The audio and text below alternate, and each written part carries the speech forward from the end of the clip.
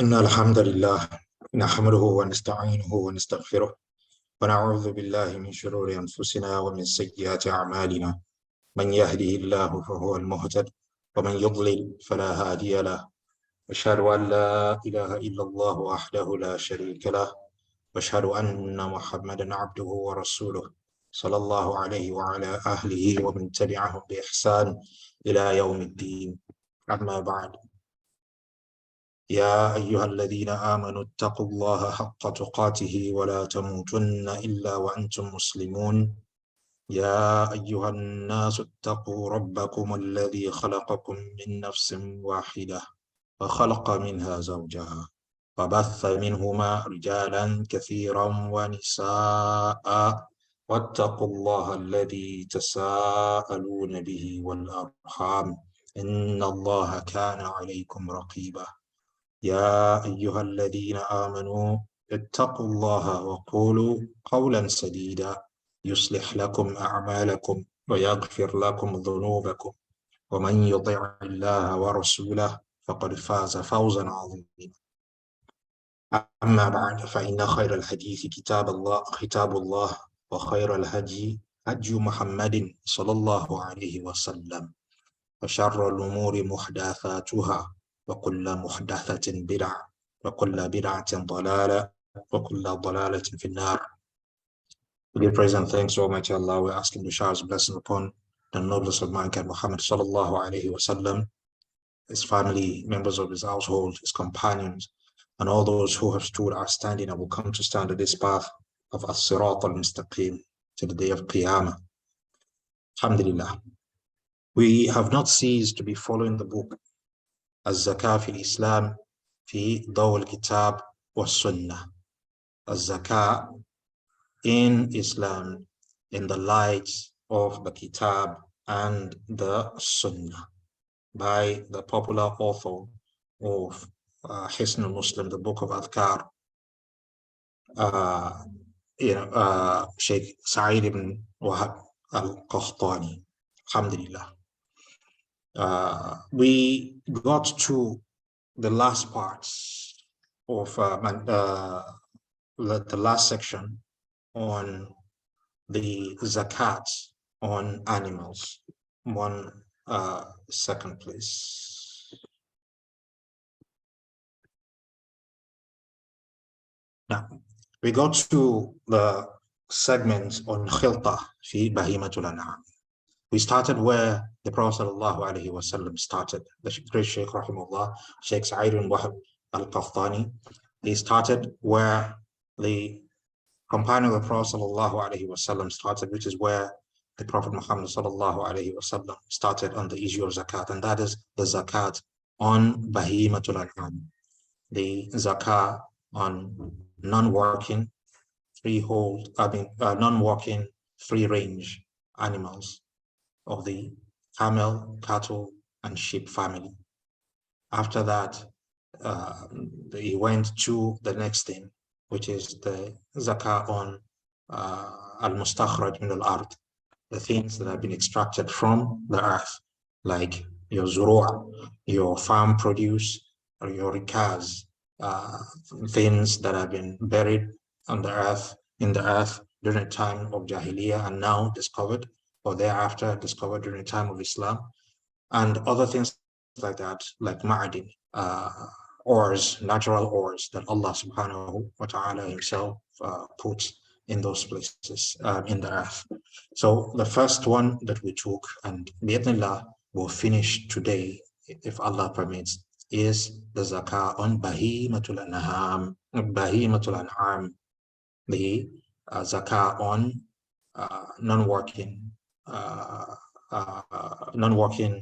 free-range livestock of the three categories that we talked about. Last class, we ended by saying that in these three categories, anything that belongs to the category falls in line with it. Once an animal is in the cattle family, then it is zakatable under the zakat and nisab of the camel family.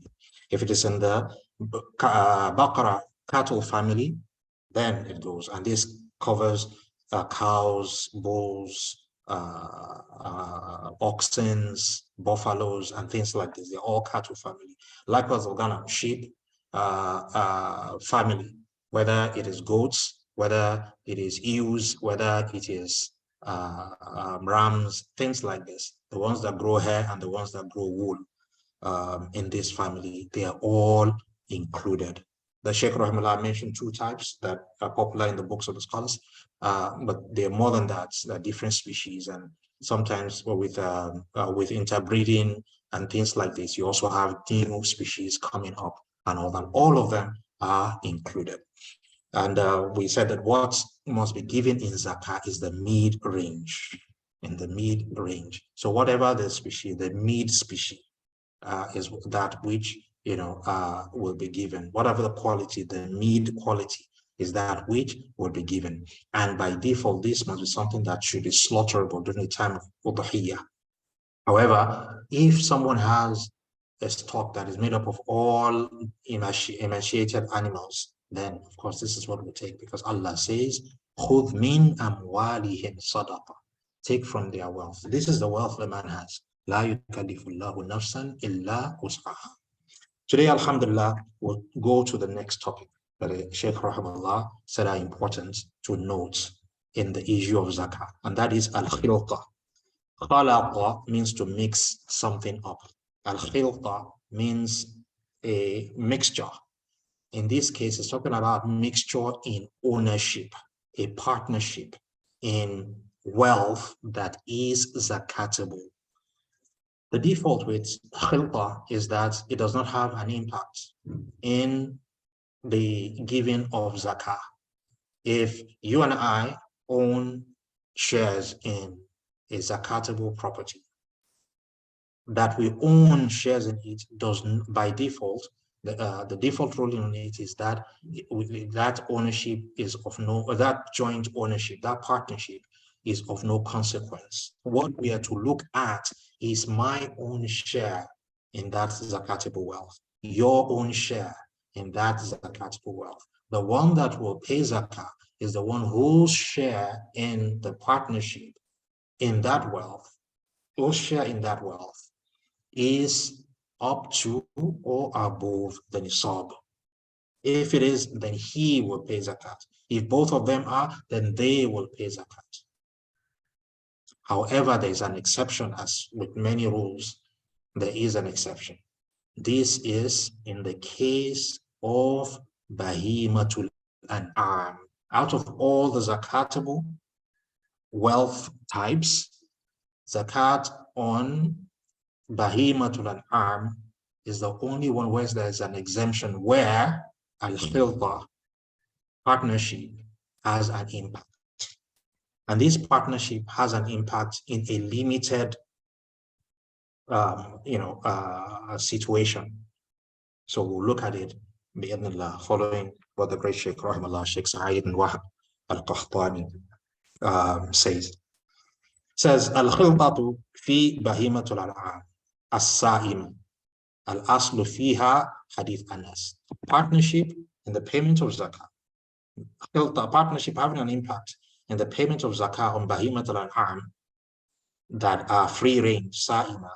The basis of allowing it, of exempting it from the general rule that we said, that there's no khilta has no impact on all wealth that is zakatable, except in bahimatul an'am, in the situations that we're going to mention, inshallah. This exemption is founded on the hadith of Anas ibn Malik. Whenever we mention the hadith of Anas bin Malik in zakah, we're talking majorly, primarily about the hadith, or about the letter written by Abu Bakr as-Siddiq radiyallahu anhu, when that he wrote and gave to Anas bin Malik when he sent him to Bahrain. Radiyallahu anhu. Ana Aba Bakr radiyallahu anhu kataba lahu kitaban. He said, Abu Bakr radiyallahu anhu wrote him a letter. Fihi faridatu as-sadaqah. In that letter are the points, the compulsory things on sadaqah, the compulsion of sadaqah, the explanation of everything. Allati farada Rasulullah sallallahu alayhi wa sallam. and that the Prophet ﷺ made compulsory on this ummah. And in that hadith, there's a quote. It says, "Wala yajtami' bayna mutafarriq." So in that hadith, the basis for al-Khilta in that hadith is that the Prophet ﷺ said, "Wala yujtama'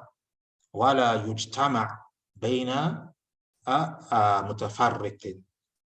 You do not join that which is by default separated. You do not join that which is by default separated. ولا يفرق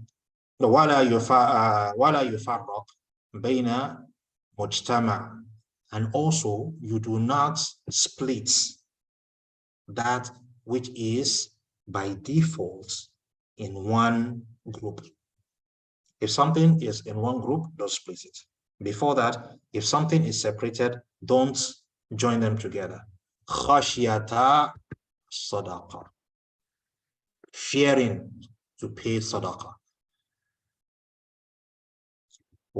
Either fearing to pay either sadaqah at all, or fearing to pay more in sadaqah, or fearing to pay your due in sadaqah. So inshallah, we'll explain there are ways where the people can employ asterisks to separate that which is by default a group, or to merge into a group which is by default separate. So if it is in a group, then this is joint ownership. That's what makes it, that's what puts it in a group. So that is where Khilta, partnership, comes in, and that's why it has an effect. So this hadith is saying that wala yufarriq bayna al-mujtama'.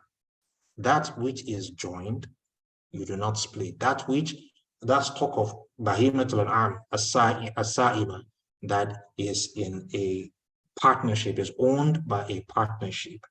Then you do not split them into individuals or smaller groups so as to evade sadaqah.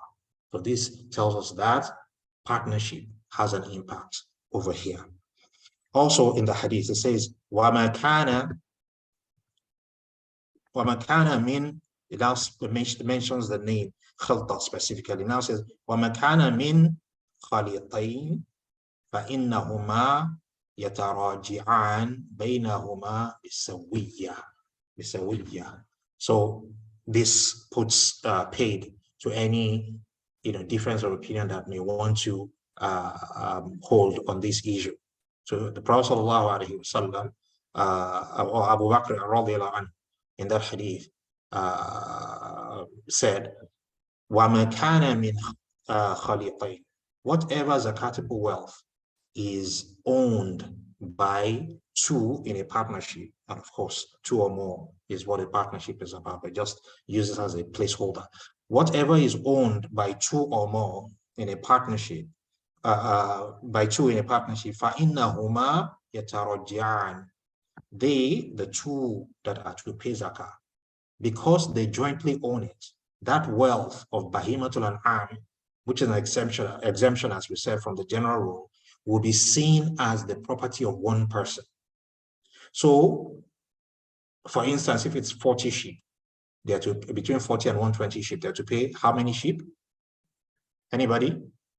If they are to pay a zakah on 40 to 120 sheep, how many sheep are to be paid?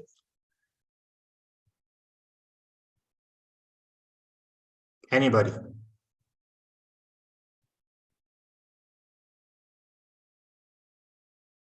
Malam Ziyad.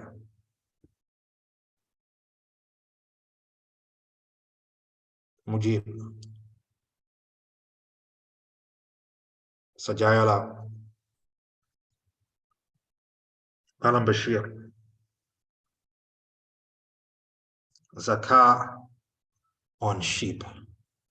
If someone has between 40 to 120 sheep, how many sheep is it to pay in zakah?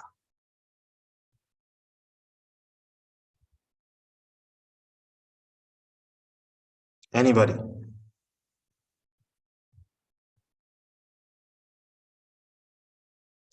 Oh, okay, sorry. Let me give access to mute. Barakallah fikum. Now you can unmute. You can talk. How many sheep? 40 to 120, shaha wahida. Okay, barakallah fikum. So we pay sha wahida, one sheep on sheep stock between 40 and 120. So now, if the sharia, jazakumullah khair, if the sharia will see this as one sheep, as the property of one person, the stock of 40 to 120, then it means that it will take one sheep from it. But this stock is owned by two people, khalitan in this case. So what will happen? يترجعان بينهما بسوية. They will go and settle it amongst themselves. يترجعان بينهما, how it will be paid. Their zakat institution's business is to extract one sheep. How they settle themselves, reconcile between themselves based on the partnership between them. For instance, if they're only 50-50, then they can have arrangements between them. So okay, this year I will be responsible for the sheep that is taken. Next year you'll be responsible for the sheep that is taken, if it's one sheep. Or any year that is taken, I'll give X amount, you will give X amount, back to the business as the cost of zakat that we pay. Or we don't give anything back to the business. That's that sheep that has been taken out, its value, has come out of the business, and that deduction is going to be borne equally by us because we own it 50-50.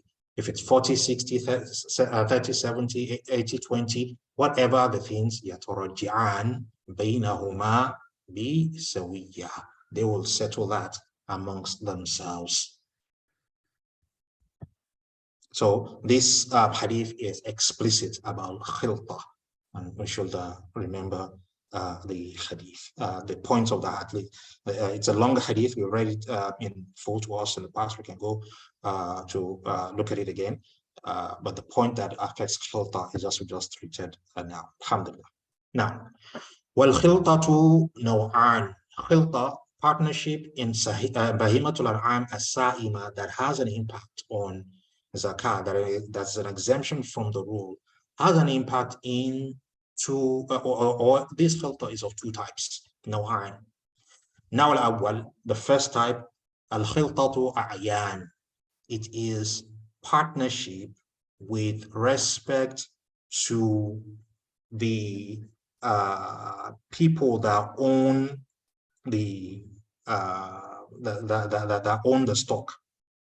Khiltatu a'yan. You have Mr. A is Ain, Mr. B is Ain, and both of them own one particular type of wealth or more that own, or it can only be one in this case, Bahimatul An'am as-Sa'ima. Own Bahimatul An'am as-Sa'ima, that they share between them. This ownership is indistinct, just like says Abdullah and Abdurrahman own this stock of Bahimatul An'am. How many is that of this sheep belongs to Abdurrahman? How many belongs to Abdullah? There's no specific mention has been made with respect to that. You just know that they own it jointly, and that's it. So in this case, it is called, the only thing that is distinct in this case are the people. Ownership, the share in the property is not distinct. So the khilta is tied to that which is known, which are the two individuals or more, as the case may be. So it's called a'yan. Ain is someone's eye, and ain can also represent a person. So a'yan, khilta of individuals. بأن يملك شخصان أو أكثر مالا مشاعا. So these holds when one or more people hold property, they all have a vested interest in it. يرثانه, whether they, whatever mode of halal ownership that they went through in order to get it, doesn't matter. Whether they inherited it, أو يشتريانه, or they bought it together, أو غير ذلك, other than that, any halal means. ويكون مشاعا بينهما ولكن لا يتميز مال كل واحد منهما. But what portion, what share each has in this wealth is not determined, is indeterminate. Now, Thani, the second type of khilta is khiltatu awsaaf, is partnership where each person knows what he owns in the property. The first one, khiltatul ayan, we don't know what we own in the property, so we link the khilta to the individuals. Khilta, partnership of individuals. The second, we know what share each person owns in the livestock, in the stock of sheep or cattle or camel. We know. So in this case, it's called khiltatu awsaaf. Awsaaf is plural of wasf, which is an adjective or properties or qualities. So the scholars have tied this type of khilta, this type of partnership, to properties or conditions that must be met in this type of partnership, where the share of each person is known before that partnership can have an effect on the sharia, seeing that property as a property of one person. So in khilta, this is what it means, that the sharia sees the property of more than one person as the property of one person. Anything behind that, the shareholders should go and sort it out amongst themselves. The sharia, the zakat institution's own is to collect what is due on one person if one person had owned that stock. So بأن يكون مال كل واحد منهما مميزا. So in this case, each person knows that, okay, in this, stock of 1,000 camels, this is my own number of camels. Walakin, so if we stop here only, that we have a field, for instance, and there are 1,000 camels there, I own X, I own 5, another person owns 10, another person owns 15. From what we learned in camels, how much will the person that owns 5 camels pay? What and how many will the person that owns 1 camel pay, 5 camels pay in that stock?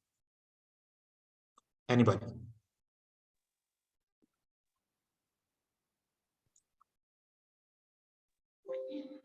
A sheep? Barakallahu fiqh, 1 sheep.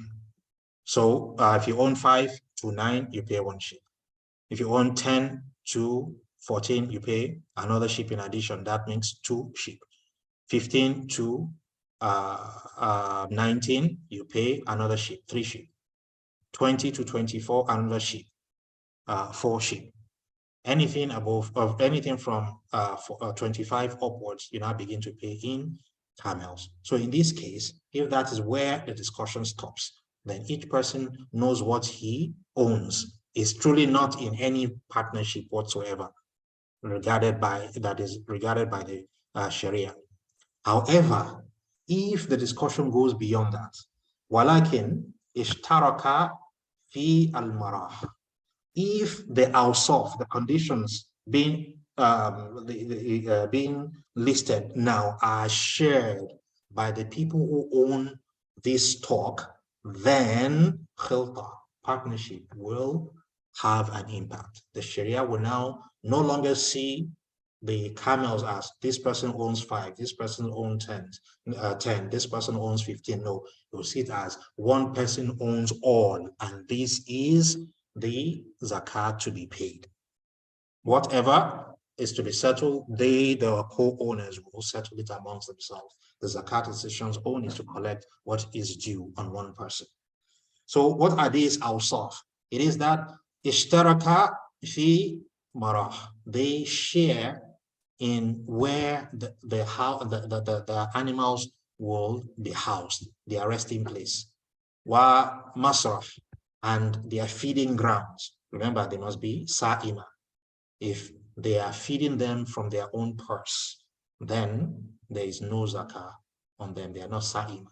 They must be zakatable livestock. Of those three categories that we talked about, camels, cattle, and sheep, must be free-range, non-working animals. They feed by themselves out of what Allah, the grass that Allah has provided. Those are the ones that are zakatable. So the second thing is that where they eat must also be joint. All these animals live in the same place. They feed from the same grounds, wal mashrab, and also they drink from the same, place, watering place. Wal malhab, they are milked in the same place. Wa ra'i, and they have the same shepherd taking care of them. Either one or more, shepherd is responsible for all of them together.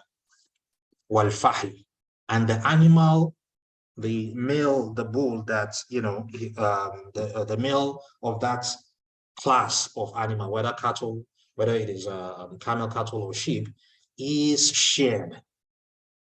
So you use the same, male to,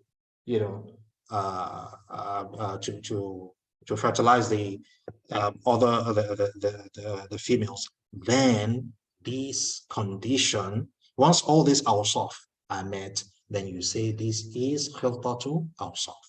How many are those? 1, 2, 3, 4, 5, 6. Those 6 conditions, once they are met, then it is referred to as Khilta to Awsaaf. Once one of them is missing, it is not Khilta to Awsaaf. With all these presents, it's as if it is one person that owns it. You are sharing basically everything that an animal needs. It needs a place to rest. It needs a place to eat, drink, be milked, someone to shepherd, them, guard against evil. Carnivores eating them or anything like that, taking care of them, and for them to reproduce. So this is it. وكلا نوعين مذكورين في الخلطة يؤثر في جعل مالها كمال واحد في أمرين. So with this, we'll see the Sharia sees everything that on ground. Once these conditions are met, sees the property as a property as one person, even though it's a partnership. And this is in 2 ways. Al-Amr al-Awwal, the way the Sharia sees in 2 ways. 1, al-wajib fihima al-wajib fi mal al-wahid. So what will be taken by the zakat institution when they come to collect zakat is what will be taken if they had gone to one person that owned all of them. فَإِنْ بَلَغَ مَعًا نِصَابًا فَفِيهَا zakat. Of course, this property has to reach the nisab. All the conditions for payment of zakat must be present. In addition to, is there khilta or there's no khilta. وَإِنْ زَادَ عَلَى النِّصَابِ لَمْ يَتَغَيَّرْ الْفَرْض حَتَّى بَلَغَ فَرِيضَةَ الثَّانِيَةِ. So just as it is treated for one person, if you have an increase, if you have 5 camels, 5 camels, you pay 1 sheep. If you have 6 camels, you pay 1 sheep. 7 camels, you pay 1 sheep. 8 camels, you pay 1 sheep. 9 camels, you pay 1 sheep. This increase does not affect it until you get to the next band. This increase does not affect how much you pay in sheep until you get to the next band. When you get to the next band of camels, which is 10, then you pay 2 sheep. 11, still 2 sheep. 12, still 2 sheep. 13, 14, still 2 sheep. So what is the name that the scholars that we learned give to these increments that don't, increments in number of stock owned or bahimatul an'am that doesn't cause an equivalent increase in what is to be paid in zakah? What is the name? Anyone?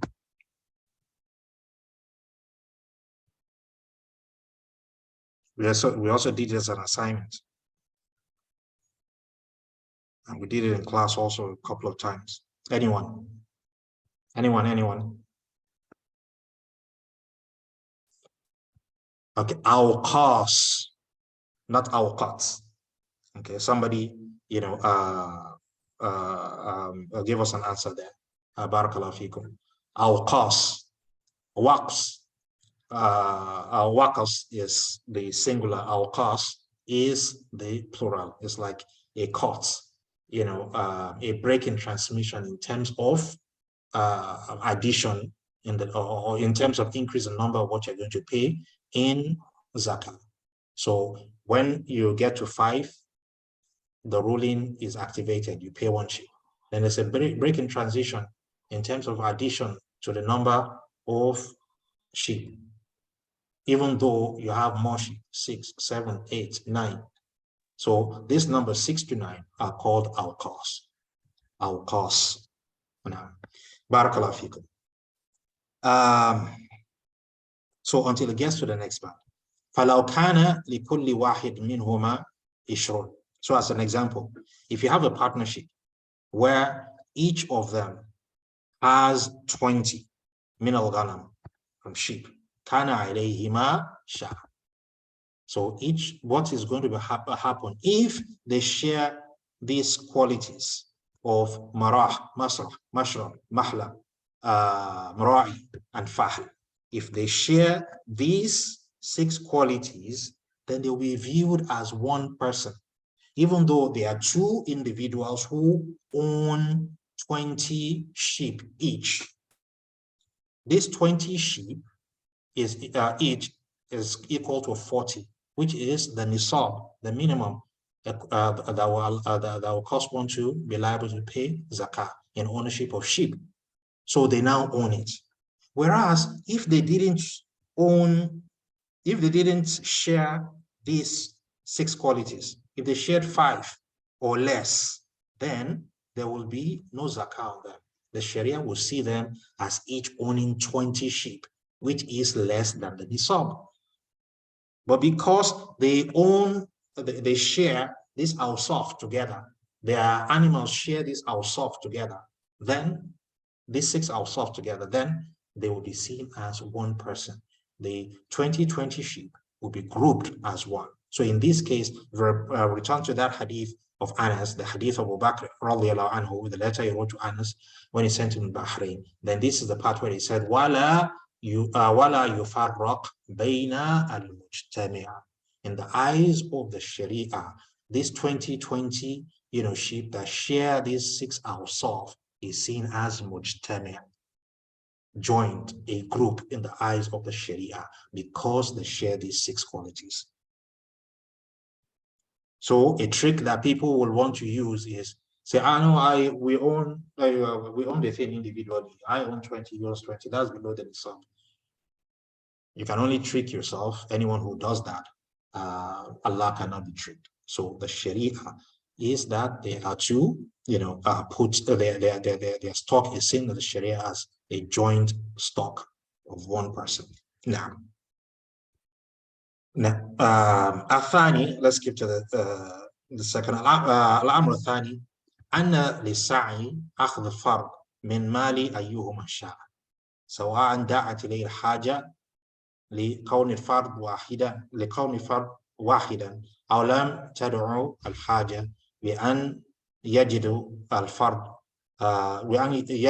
بأن يجد فرض كل واحد منهما في ماله، لأن ماله ما صار كمال الواحد في إيجاب وكذلك في إخراج. So the sa'i also that we've been calling as the musaddiq, the zakat collector, once he sees wealth that the Sharia views as mujtami'a, even though it's a partnership, it's seen as the wealth of one person, then it is up to him to select whatever he wills. It doesn't say, okay, is it the property of this person I'll select from? Or if he likes, it does that. If he likes, it just takes, what is important is that what he takes meets the conditions that the Sharia says it should, meet. It should be from the middle stock, which should be something that ordinarily is slaughterable for Udhiyah. So once he does that, the hadith says, they will يترجعان بينهما بسوية. The people involved in the partnership go and settle the remaining. نعم. ويعتبر في الخلطة شروط الخمسة. For Khilta partnership to have an effect, certain shurut, conditions are important. Remember, shurut is plural of shart, and shart in the Sharia means something that is external to an act of ibadah. It is required for that ibadah to be valid. But when you now supply that shart or shurut, it does not necessarily mean that that act of ibadah is valid. So for instance, wudu is a shart from the shurut of salah. The one who doesn't have wudu does not have wudu. So once a shart is absent, that act of ibadah is invalid. But the presence of a shart does not mean that that act of ibadah is valid. So for instance, somebody performs wudu and he goes for salah, but he willfully does not recite Surah Al-Fatiha, even though he's able to. Then his salat is void. He won't say, but I met the condition of wudu.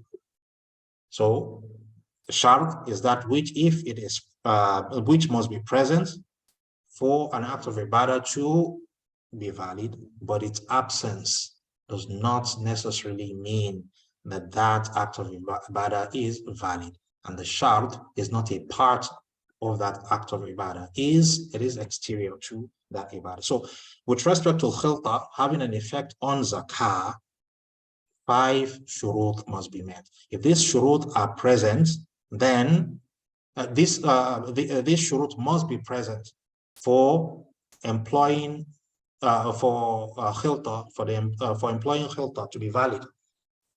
But their presence does not necessarily mean that employing khilta would be valid if there are other things that negate the khilta. Now, so what are these shurut? Al-awwal, أن تكون الخلطة في سائمة من البهيمات الأنعام ولا تؤثر الخلطة في غيرها من الأنعام.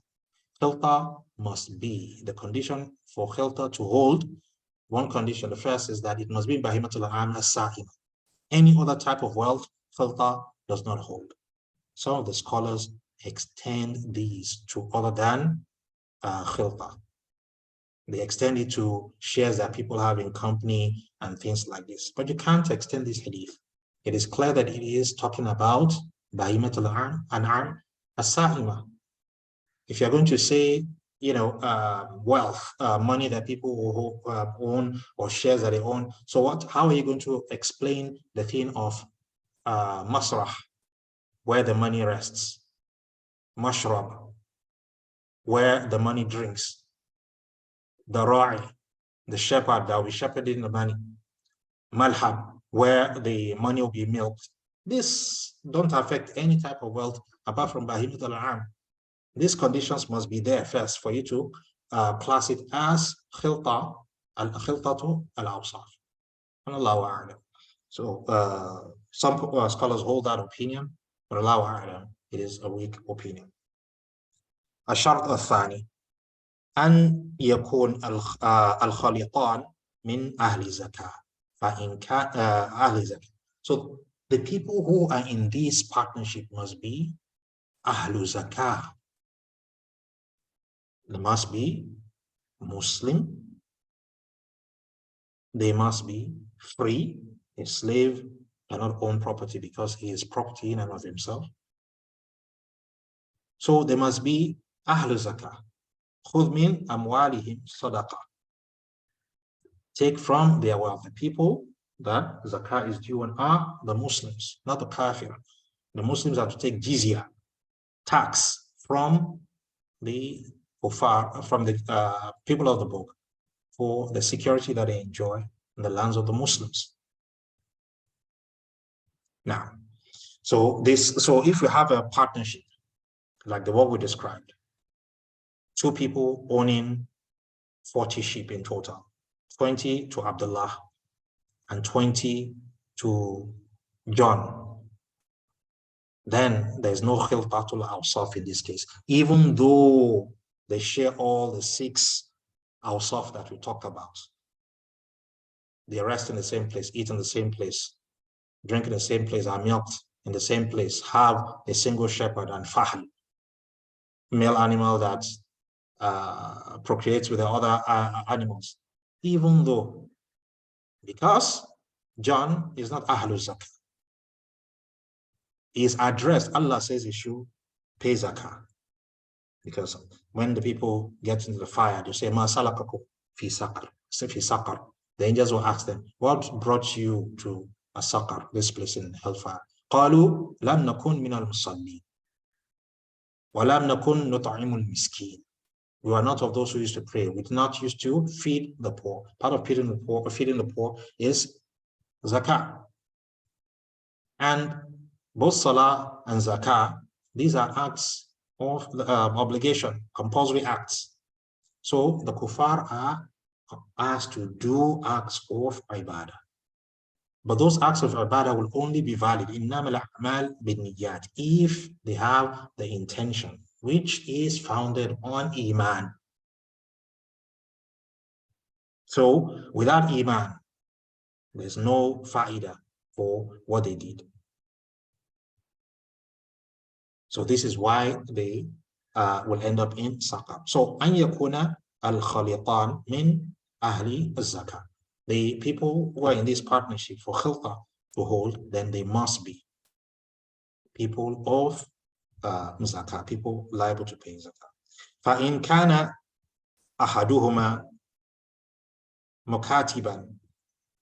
If one of the people in this partnership is a slave that has received a contract with his owner that he will free him once he is able to remit a certain amount within a certain time frame, then he is not Ahlul Zakah, he's still a slave. Because the Prophet ﷺ said, Al-Mukattab Abdun Ma Dama alayhi Dirham. Aw kama qal, said that a mukatab is someone, is still a slave. The mukatab is still a slave as long as 1 dirham remains unpaid. And khurriya, freedom, is one of the conditions for zakah being obligatory on someone. Aw dhimmiyan, or is a dhimmi, is a kafir, Jew or Christian living within the lands of the Muslims, paying tax, then he's not Ahlul Zakah. You can go into partnership with them in business, no problem whatsoever. But the stock that you own cannot be seen, zakah cannot be charged on it. The stock that you jointly own, zakah cannot be charged on it from the angle of khilta, of partnership. No, in that case, what the Sharia will just look at is, you, Abdullah, what is your share?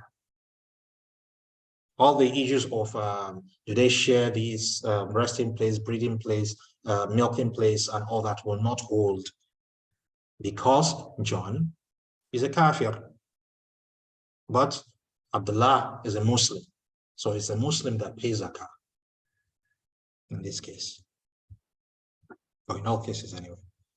فَلَا أَثَرْ لِخِلْطَتِهِ. There's no impact in the partnership of a non-Muslim when it comes to, khilta. There's no impact of khilta in a partnership when you have a non-Muslim. If you have multiple people, maybe Abdullah, Abdurrahman, and you now have, John, there are now 3 people. If Abdullah, the partnership, in that partnership of 3, this Abdullah has 20, Abdurrahman has 20, John has 20, then khilta will have an impact, because the stock of Abdullah and Abdurrahman is up to the nisab, and they share all the 6 things that we talked about in Khilta to Awsaaf. Then they will pay zakah as one person from 40, not from 60. The 20 belonging to John will be exempted. Now, شرط الثالث, the second شرط أن يختلطان في نصاب. So فإن اختلط فيما دونه مثل أن يختلطا في 30 شاء لم تؤثر الخلطة. So the joint ownership that we're talking about of Abdullah and Abdurrahman must be up to the nisab. Must be up to the nisab. 5 for camels, 30 for cows, and camel family, cows family, and 40 for sheep family. If Abdullah and Abdurrahman own a joint stock of 39, even if one of the or more of the sheep, 39 sheep, is pregnant, it hasn't reached the nisab. It hasn't reached the nisab. But if on the day of collecting the zakah, before the zakat collector comes, one or more of the sheep give birth, and the number now becomes 40 or more, then they will pay zakah as one person, Khilta Awsaaf in this case, because the tenure for counting zakah of the offspring and in money profit is the same as the parent in livestock and of the capital that bred resulted in that profit in money. Now, الشرط الرابع أن يختلط في 6 أشياء لا يميز أحدهما عن صاحبه فيها وهي. No, we talked about that. أن يختلط في جب. Okay, well, we've talked about that. It's being repeated now, that the 6 qualities that we talked about, they also constitute a shart, where they rest, where they eat, where they feed, where they are milked, where they're fi-l, and the ra'i, the shepherd who takes care of them. So these 6 things also constitute one shart. Al-Khamis, the 5th, is أن يختلط في جميع الحول من أوله إلى آخره. All these things that we talked about, these 6 conditions that form one, these 6 sub-conditions or Awsaaf that form one condition, that is where they rest, where they eat, drink, and all that. Also, that the number should jointly be equal to the nisab. All these things that the participants that jointly own a stock of nisab must be Muslims and free. All these things must be held in place, must be valid. All these conditions must be valid for one lunar calendar, one howl. Meaning, a day before Abdurrahman and Abdullah, each of them owning 20 sheep, are to pay zakah. If, fali'adullah, Abdurrahman commits ridda, becomes a kafir, a day before the zakat man comes, then the day before the howl arrives, because the zakat, man may delay in coming. A day before one howl is completed, then there is no zakah to be paid by either of them, because Abdullah, who remains a Muslim, has only 20 sheep. Abdurrahman committed ridda. He is not ahlu az-zakah, even though he has 20. But if Abdurrahman committed ridda on the day that the howl was completed, or after that, zakah will still be collected from him, because all the conditions were met when that howl was completed. Now, وقوله صلى الله عليه وسلم, and the statement of Prophet صلى الله عليه وسلم written in that letter of Abu Bakr to Anas bin Malik رضي الله عنهما, لا يجتمع بين المتفرق ولا يفرق بين المجتمع خشية الصدقة. قال الحافظ ابن حجر رحمه الله قال المالك في الموطأ معنى هذا الحديث أن يكون النفر ثلاثة أن يكون النفر الثلاثة لكل واحد منهم 40 شاة. It says the statement of Prophet sallallahu alaihi wasallam that you should not join that which is by default in the eyes of the Sharia separated in terms of bahimatul amal sa'ima. Neither should you do the opposite. Wala yufarraq baina mujtama, and you should not separate with that between that which is seen in the eyes of Sharia as one single stock belonging to one person. Khashiyat al-sadaqa, in fear of paying your due of sadaqah. قال الحافظ بن حجر, Imam Hafiz bin Hajar rahimahullah, he said, قال المالك, said Imam Malik ibn Anas in his book Al-Muwatta, book of hadith, said معنى هذا الحديث أن يكون النفر ثلاثة, that there should be 3 people. لكل واحد, that's as an example. He said for each of them has 40 sheep. فَوَجَبَ فِيهَا الزَّكَاة. They meet all the conditions of Khilta to Awsaaf. They meet all the conditions of Khilta to Awsaaf. If each one of them has 40, meaning as a partnership, they own 120 sheep. They own 120 sheep. Meaning only 1 sheep is to be extracted from that as zakah, because 40 to 120 you pay 1 sheep. فَيَجْمَعُونَ فَوَاجَبَ فِيهَا زَكَاةً فَيَجْمَعُونَهَا each one of them separately. The example Al-Mu'atta gives here. Each one of these 3 individuals owns 40.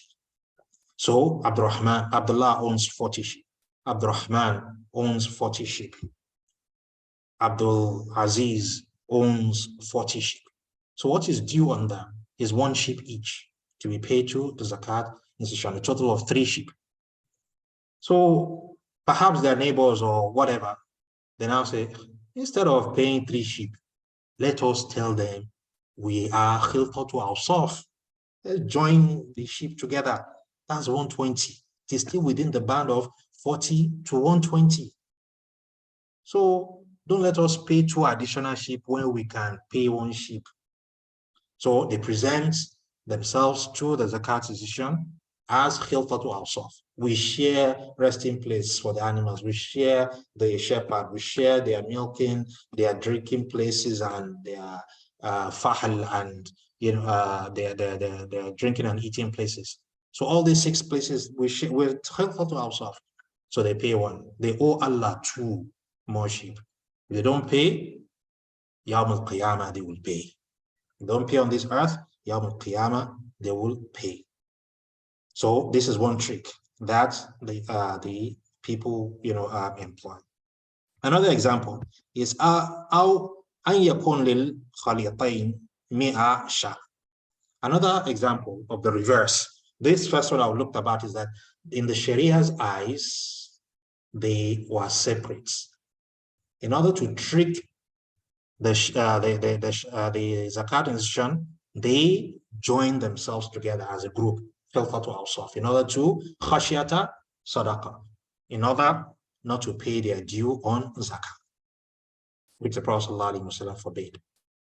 The second is the reverse, where they are one entity under the eyes of the Sharia. They now split themselves up in order not to pay their due of zakah. Let's look at that example. It says, أو يكون للخليطين 100 شاة, or for there to be between 2 partners 100 شاة, they have 200 sheep.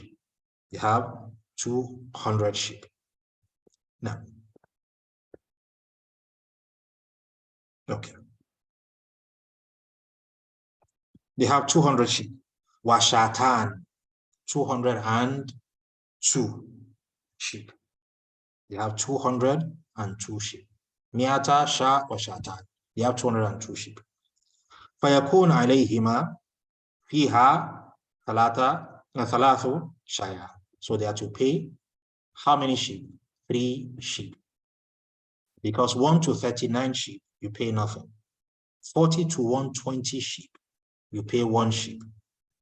121 to 200 sheep, you pay 2 sheep. 201 to 399, you pay 3 sheep.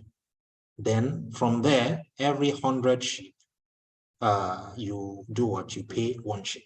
400 to 499, 4 sheep. 500 to 599, 5 sheep, like that.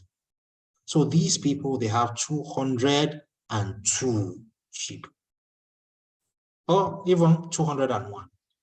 What is important is that it has gone beyond 200, because between 121 and 200, you have to pay 2 sheep. But from 201 upwards, you have to pay 3 sheep. So they say, no, they are supposed to be, they are khalitan, meaning they are in a partnership, Khilta to Awsaaf, or Khilta to A'yan, whatever the case may be. So they are khalitan, the Sharia sees them as one. So he said, no, let us split these 202 sheep. Let us split it. Instead of paying 3 sheep, let us split it. فَيُفَرِّقُونَهَا حَتَّى لَا يَكُونَ عَلَى كُلِّ وَاحٍ إِلَّا شَاء وَاحِدٍ. So they split it. When they split 102, then each one of them will have what? 101 each. Each of them will then be due to pay only what? 1 sheep. Because between 40 and 120, you pay only 1 sheep. So they save in this dunya 1 sheep, half a sheep between themselves. Yawm al-Qiyamah, it will be a debt for them to pay if they don't do tawbah and pay that sheep in this world. So this is an example, of it. وقال الشافعي, Imam al-Shafi'i rahimahullah said, هو الخطاب لرب المال من جهة ولسعي من جهة. He says, this statement of the Prophet sallallahu alayhi wa sallam, لا يجتمع بين المتفرقين بين المتفرق ولا يفرق بين مجتمع خشية الصدقة. Said these statements, Shafi'i said, this statement is addressed to both the zakat collector and the zakat giver. We've been treating the aspect of the zakat giver. Doing that, khashiyat as-sadaqah, so that he won't pay his right. The zakat collector can also do this. He sees people that are not khalid, they are not khalitan or khalitun. He sees them and he makes them khalitun. He said, this is my farm, it's separate from this other person's farm. I said, yeah, it's the same. It's the same. I'm going to treat you as one. Why? Because he sees an advantage in that. If he groups them, he sees that he will get more from them. Of course, the Prophet ﷺ, what did he say? Ardu musaddiqikum. You please your zakat collector. Of course, we can report the case to, and you should report the case to the authorities. But give him what he has asked you, give, because what Allah has asked for in the first place is very, very small. So give him. However, the zakat collector must be wary, because the Prophet ﷺ, when he sent Mu'adh to Yemen, told him to be watchful, to be cautious of the prayers or the curse of the oppressed in collecting the zakat on behalf of Allah. He should be careful of the curse of the oppressed, because there's no hijab between it and Allah. So this also addresses them. And the zakat collector can also separate between people that are joined, because he wants to collect more from them. So we've seen both, instances. We've seen both instances. فَأَمَرَ كُلُّ وَاحِدٍ. So because both the zakat giver and the zakat collector are addressed, Allah, the Prophet ﷺ addressed both of them, Allah يحدث شيئا من الجمع أو تفريق خشية الصدقة. That both of them, none of them should do anything. Nothing should occur from them that will cause, in terms of separating or joining people or wealth together in order to, pay less, or force somebody to pay more than the due, than that what is due on him.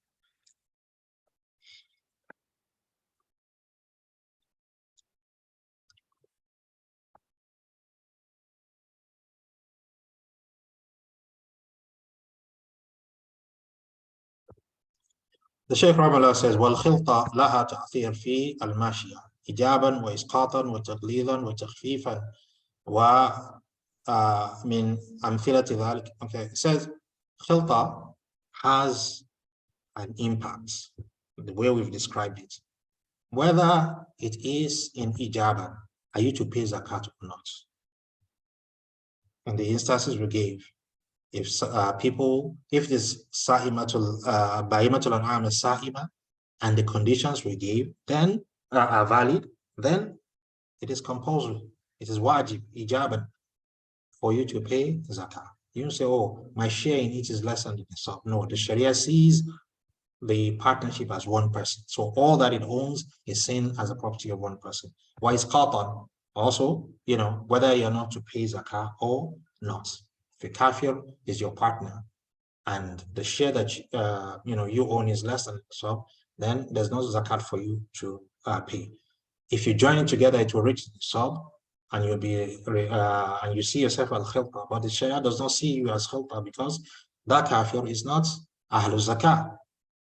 Or taghlidan, or what's if both of you, Abdullah and Abdurrahman, are now to pay? They own 20 sheep each, and that reaches the sub 40, and they share all the conditions that we talked about are met. So they are to pay zakah of one sheep on their 40.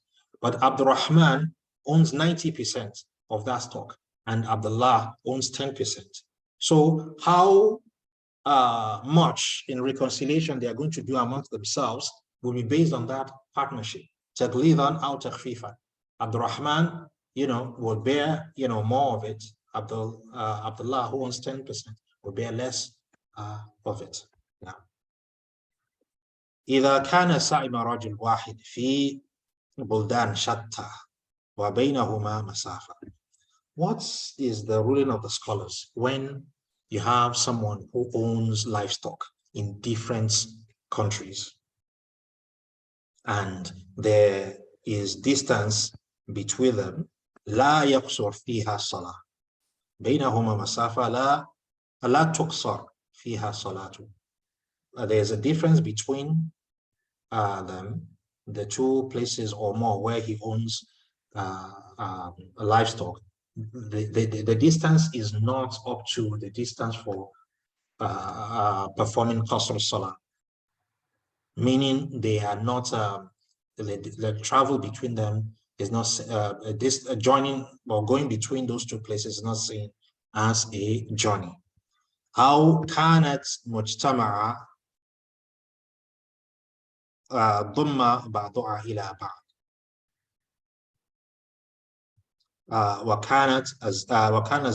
وكان زكاتها زكاة مختلطة بغير خلاف.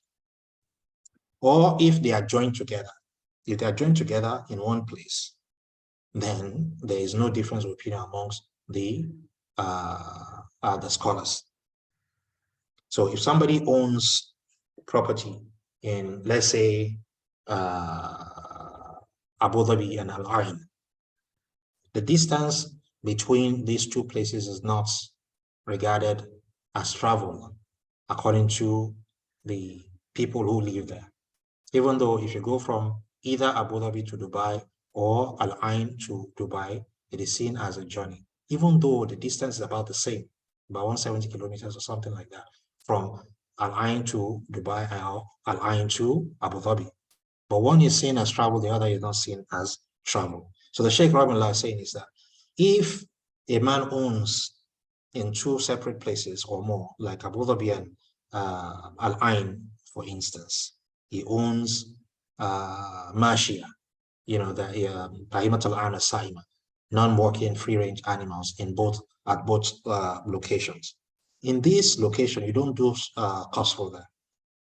That's one. Also, if he owns them in one location, the ruling is the same. It doesn't matter, because the difference in location, once you are not the distance does not qualify for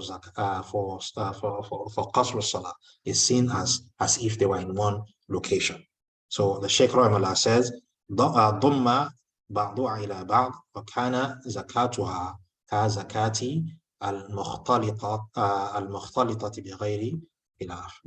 So the zakah will be treated as if it was a khilta, even though it is one person that owns it, but he owns it in two different locations. It will be seen as what it is in reality, the property of one single person. And you pay zakah based on that, i.e. you add the stock in Al-Ain to the stock in Abu Dhabi, and the quantity, for instance, he has 20 over there, 20 goats over there, and 20 sheep over here. You'll put them together, 40, and you'll pay one sheep on that. فإن كان بين البلدان مسافة القصر فعن أحمد روايتان. There's a difference of opinion amongst the scholars. If there is a distance of qasr salah, that will qualify for travel between the locations of the man's wealth. Imam Ahmed has in fact, more than two positions on it. One, he says, is to be treated as the property of two individuals, i.e., he is still the same person, but he will pay zakah on the one in Abu Dhabi separately. You pay the zakah on the one in Al-Ain separately. Meaning, if the quantity in one or both locations is less than zakah, is less than in the nisab, there will be no zakat to be paid on that. But this is a weak position. His second position is more correct, which is that it is the property of one single person. So is to join them together and pay zakah based on that. Application may now, however, differ. There might be two locations where the going between them is not regarded as travel, but they are under two different jurisdictions, each one of them having zakat collectors. So let's say he has Bahimat in Al-Ain, and it's a different jurisdiction with its own zakat collectors. The stock in Al-Ain is below the nisab, but the stock in Abu Dhabi is at or above the nisab. And there's a third thing now. If you were to add the stock in both places together, it will go to the next band of Bahimat al-An'am, meaning the zakat collector in Abu Dhabi, where the stock is at or above the nisab, but within the first band, will collect zakah for that band only and go. The zakat collector in Al-Ain will see the property in Al-Ain, the stock in Al-Ain, and say it is not up to the nisab, and he will not collect zakah. But in the eyes of the Sharia, the zakat owner, the zakat giver, is owing. So he must know this responsibility on him, that this is my wealth. I put one here, I put one there, it doesn't matter. So I am to pay zakah on it. And when we look at the shurut for paying zakah, distance between wealth is not one of them. It's not one of the conditions listed. So it is still your property. So you tell either one of them that, okay, I'm giving this one in addition. And they will take it. Either they take it that, oh, okay, this man is truthful, even though it's in different places, he has added it up and done what is right. Or they say, no, this is my jurisdiction and this is what I'm, told to guard. However, if you decide to give us, like the person who gave more to the Prophet sallallahu alaihi wasallam as zakat, you prayed for him, they will collect. Either way, they will collect it. But what is compulsory on you is that you know what you owe in zakat and you give. Now, so the Sheikh Rahimullah says, he mentions the two riwayas of the Sheikh, Sheikh Ahmed, Imam Ahmed Hanbal, and he says, وعن أنبل أن صاحب المال يضم بعضه إلى بعض في زكاة ويؤدي زكاته. He said that he joins all his properties together, just like we said is the correct opinion. قال Imam Ibn Qudama rahimahullah, Imam Ibn Qudama, also Hanbali scholar rahimahullah, he said, وهذا هو الصحيح inshallah, and this is the correct position. It's the property of one person.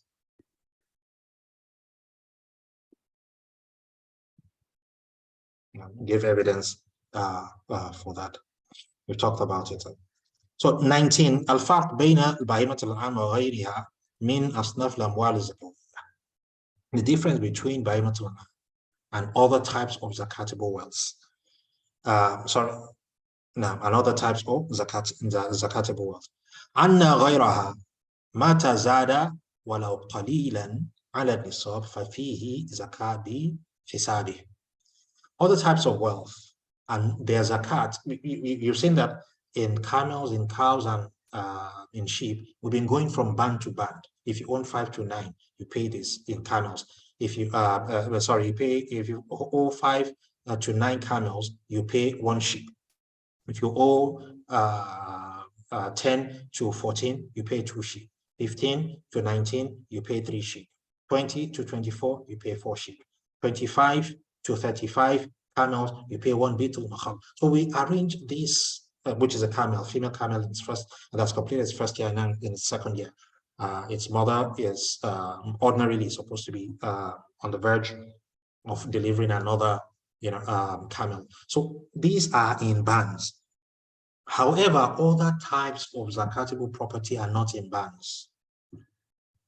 Our cost, we said, if you own 5 camels, you pay 1 sheep. 6 camels, still 1 sheep. The increase in 6 does not affect it. 7, 8, 9, the same thing. Those increases are our cost. They do not affect what you pay in zakat.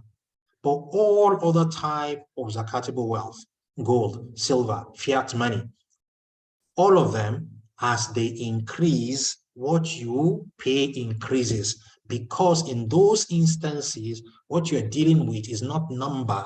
You are not dealing with absolute numbers. You are dealing with percentages.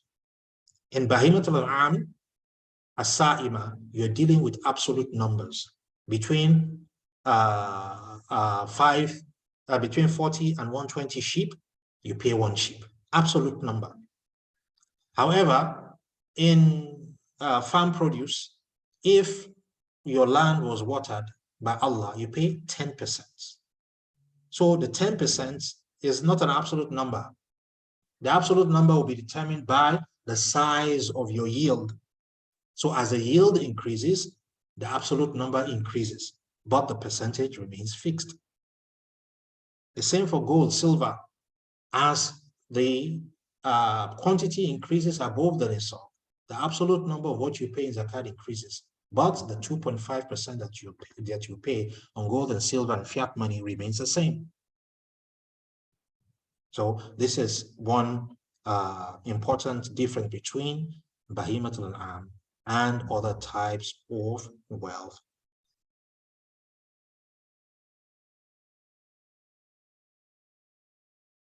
Now,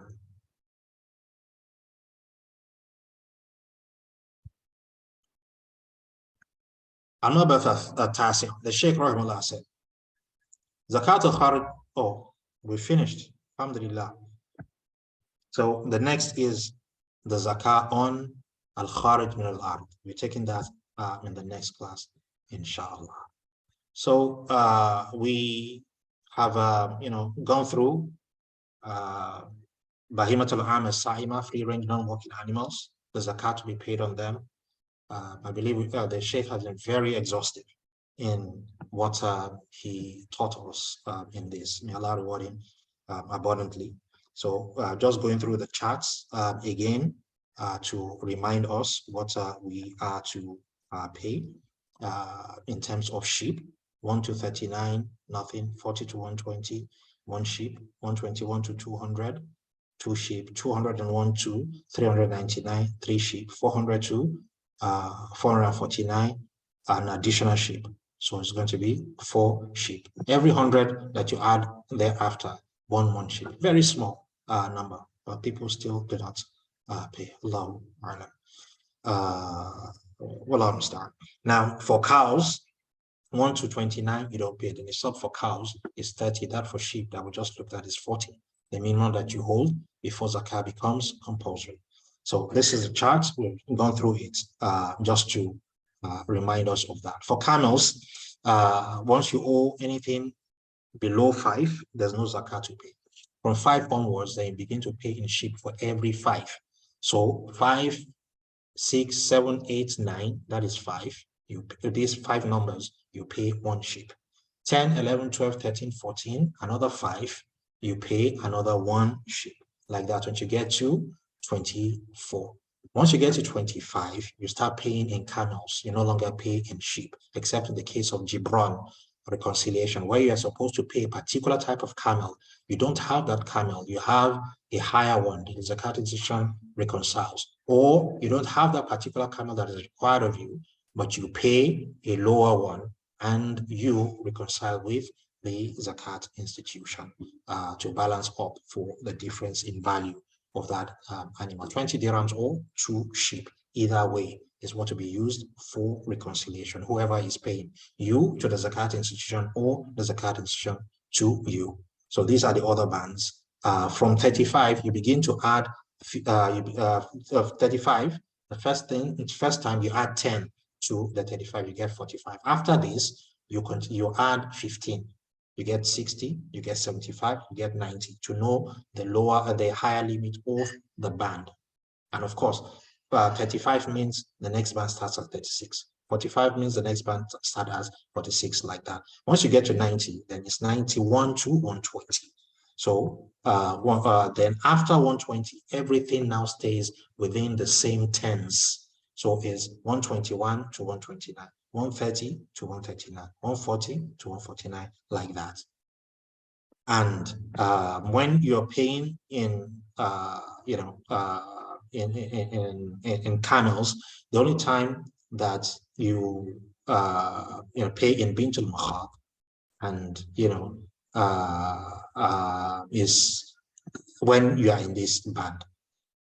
And also the only time when you pay in jada'a is when you are in this band, 61 to 75. Anything from 76 onwards, you now look at the stock as a whole. Every 40 you pay. If you calculate them and you're able to separate them into 40s without anything being outside of any range, then for every 40 you pay bintul labun. If you're able to separate them to 50 without anything being any group that you or 50s being outside of the band of 50, then you pay 1 hekka. If it's a mixture of 40s and 50s, then in the 40s you pay bintul labun. In the 50s you pay 1 hekka, rukata al-jamal. So that is for camels. For the for cows, it is tabi'ah or tabi'ah for every 30, and for every 40 it is musinna. So that is and we'll just end with the definition that we get for zakah.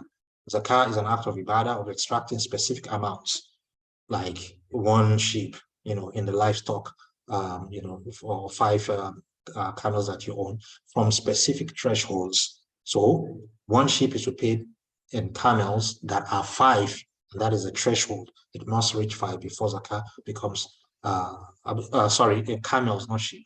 If you have a stock of 5 camels, they pay 1 sheep. So the specific amount that you pay is 1 sheep. The specific threshold is 5 camels of specific wealth, and the wealth now is camel. The specific threshold is 5. So the wealth now is camel, in perfect ownership. You must own it fully, except in the case that we just treated today, which is Khilta, either Khiltatul A'yan or Khiltatul Awsaaf. If all those conditions are met, then that is an exception. Other than that, it must be wealth that is in perfect ownership. You own it 100%. And you all, apart from owning the wealth, you also have tasarruf in it. You're able to spend that wealth as you wish, not that it's frozen or you're preventing from, having tasarruf or, using the wealth. And stability is something that is non-perishable during the time that you hold it, belonging to specific people, which are rich and free Muslim. Anybody that owns a nisab is regarded as rich, even if he has liability that consume all that he owns. So he pays the zakat, then he goes to the zakat institution to, get his needs from there. Otherwise, people will not pay zakat. Everybody will say he has one need or the other.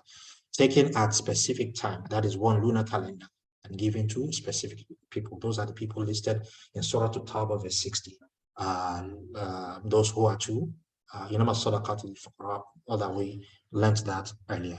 We'll go back to it, inshallah, and revise on our own. Subhanakallah. Do you have any questions? Any question? Okay. Barakallahu feekum. Subhanakallah wa bihamdik. Nashhadu an la ilaha illa anta nastaghfiruka wa natubu ilayk. Assalamu alaikum wa rahmatullahi wa barakatuh. Next week, inshallah, if Allah spares our life, we'll be able to start with al-kharij min al-ard, zakat al-kharij min al-ard, zakat of things that are extracted from the earth. سبحانك اللهم وبحمدك نشهد ان لا اله الا انت نستغفرك